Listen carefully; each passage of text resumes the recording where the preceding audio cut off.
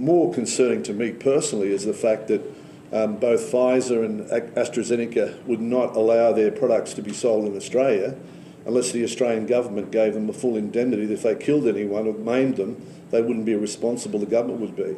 So I find that a very disturbing thing, that the government didn't take the view and say, well, if you're confident in your product, you should stand behind it.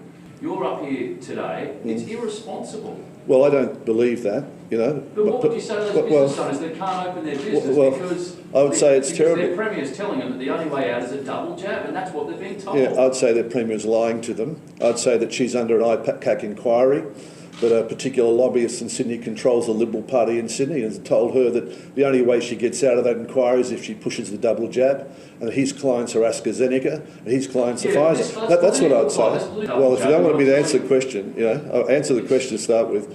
That's what I'd tell them, and I'd say that what the Premier's telling them is not true, and that policy they shouldn't be locked down. Businesses should be open, and the government's using this as an excuse to destroy them, and they know that. Do you think that the Premier of New South Wales wants to destroy business? I do. Why would she do that? Because it's her economy.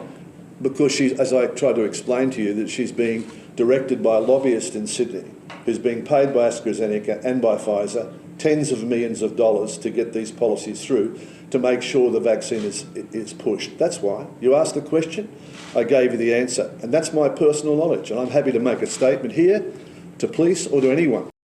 I'm here to make a public statement and won't be taking any questions.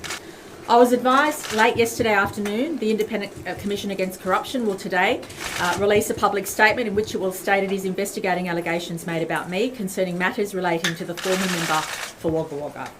Therefore, it pains me to announce that I have no option but to resign from the office of Premier.